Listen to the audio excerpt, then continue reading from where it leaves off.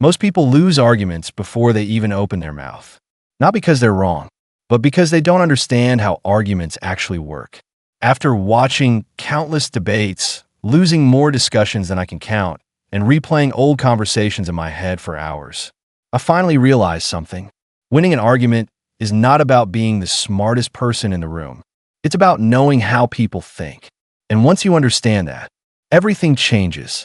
Today, I'm breaking down 6 powerful argument tactics ranked from weakest to strongest, so you know exactly what to use, when to use it, and how to stay in control of any discussion. 1. The agreement move. This method looks weak, but it's secretly powerful. When someone attacks your point, most people do the worst thing possible. They instantly get defensive. They interrupt. They raise their voices. They try to hit back harder. And that usually destroys the conversation. Instead, do this. Agree with part of what they said. Not all of it. Just enough to lower their guard. For example, if someone says, "Your idea makes no sense," don't fight immediately. Say, "You're right about one part of that, but there's something important you're missing." That one sentence changes everything.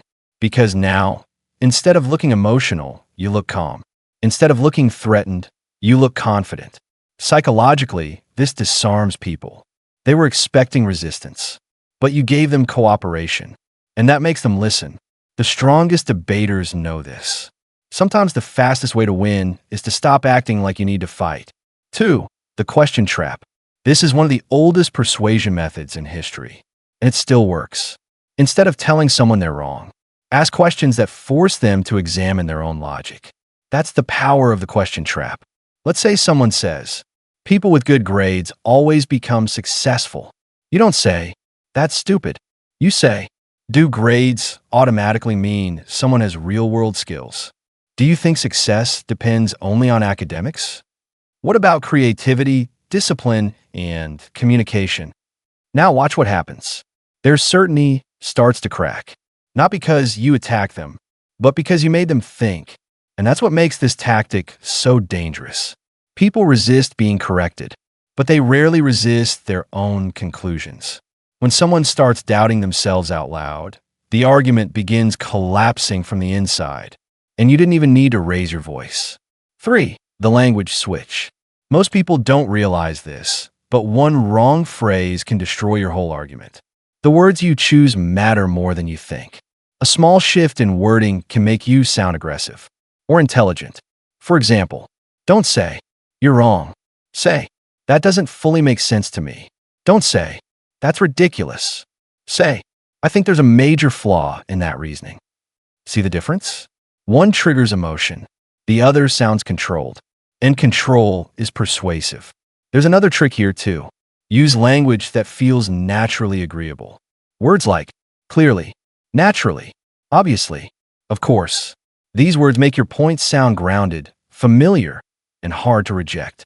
And if you want even more power, ask questions that lead to an easy yes.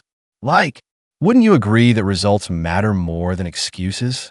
Once someone starts saying yes, they become more likely to keep agreeing. That's not magic. That's psychology. For the overload effect, this method is risky, but when used properly, it's powerful. When someone challenges you, most people respond with one weak point and hope it lands. But stronger speakers know how to create pressure.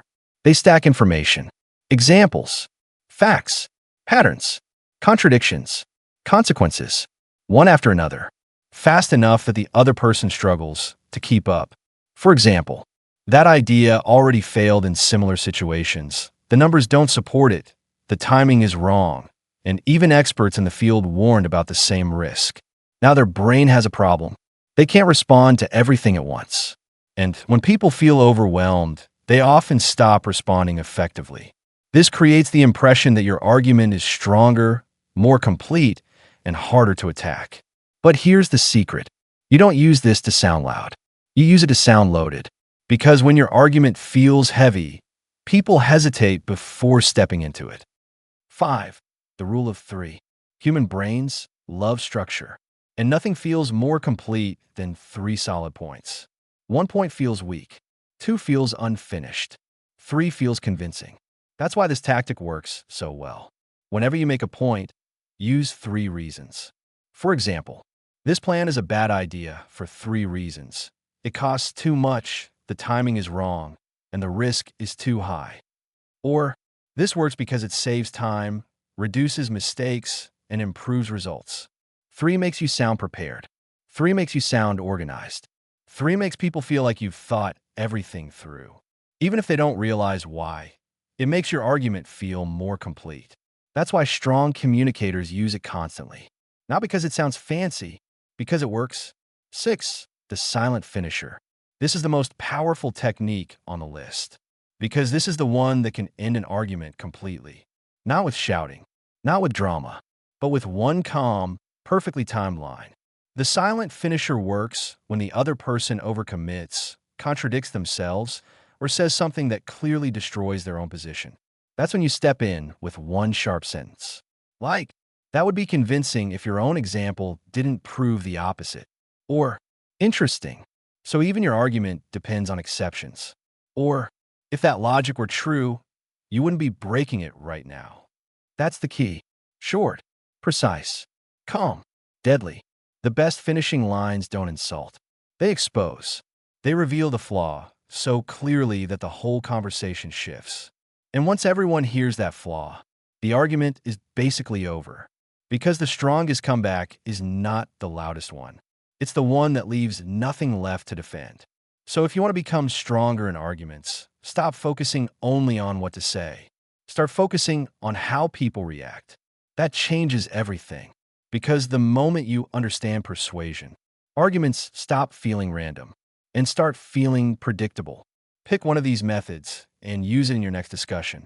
Train it, test it, get comfortable with it, then build the rest into your style. And once you do, you won't just argue better, you'll control the room.